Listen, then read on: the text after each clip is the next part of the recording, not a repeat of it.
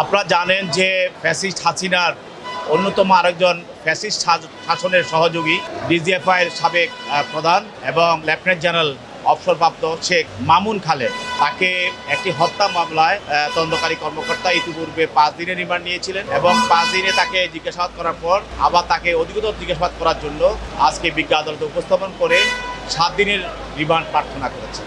এবং তদন্তকারী কর্মকর্তা তার এই বক্তব্য বলেন যে এই আসামি সুকৌশলে ঘটনাকে এড়িয়ে যাচ্ছে এবং ইতিমধ্যে সে ফ্যাসিস্ট হাসিনার পরবর্তীতে ডিজিএফআইয়ের পরবর্তীতে শাসনের সময় তার সম্পৃক্ততা এবং আন্দোলনের সময় তার সম্পৃক্ততার কিছু তথ্য দিয়েছে, তবে অনেকগুলো তথ্য সে এখনো গোপন করে যাচ্ছে, যেটা তাকে জিজ্ঞাসা করা আরো বিশদভাবে জিজ্ঞাসা করার প্রয়োজন। সেই জন্য তদন্তকারী কর্মকর্তা এই 7 দিনের রিমান্ড প্রার্থনা করেছে। শেখ হাসিনার গুম, খুন এবং আয়নাগর সহ রাজনৈতিক নেতা কর্মীদেরকে হয়রানি এবং দমন সবকিছুর সঙ্গে এবং শেখ হাসিনার ফ্যাসিস্ট শাসনটাকে যেভাবে কায়েম করে রাখা যায় সেই জন্য তার সহযোগিতা তারা করেছে। 200-র বেশি সার্ভিস ও ফিচারে লেনদেনের সব বিকাশ অ্যাপে সম্ভব।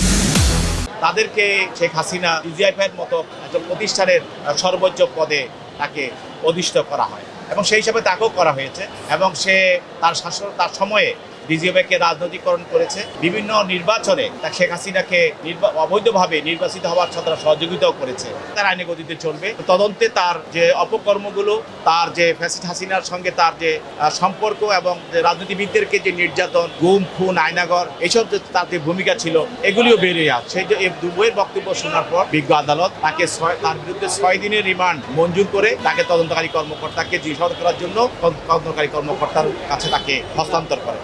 এখানে আপনারা জানেন যে যখন আমরা বলেছি যে যারা এই ধরনের ফ্যাসিস্ট হাসিনার আমলে যারা এই ধরনের পদগুলো যারা অর্জন করেছে তারা শেখ হাসিনার ফ্যাসিস্টকে সমর্থন করে তার ফ্যাসিস্ট শাসন কায়েম করার জন্য যা যা করার প্রয়োজন সেগুলি করেছে বিদায়, তাদেরকে আজ্ঞাবহ হিসেবে কাজ করেছে বিদায় তাদেরকে এইসব জায়গায় বসানো হয়েছে, প্রমোশন দেওয়া হয়েছে। আর যারা এইসবের বিরোধী ছিল, যারা জনগণের পক্ষে ছিল, আপনারা জানেন অনেক অফিসারকে যে ফোর্সলি বা জোরপূর্বক তাদের অবৈধভাবে তাদের পদ থেকে তাদেরকে সরিয়ে দিয়ে সেনাবাহিনীদের থেকে তাদেরকে বের করে দিয়েছে। অতএব তার এই যে নির্দোষ এই বলার কোনো সুযোগ নাই, তার কারণ সে শেখ হাসিনাকে তুষ্ট করেই সে ডিজিএফআইয়ের মতো একটি পদ, প্রধান মতো একটা পদ, পরবর্তীতে লেফটেন্যান্ট জেনারেলের মতো একটা পদ সে অর্জন করেছে।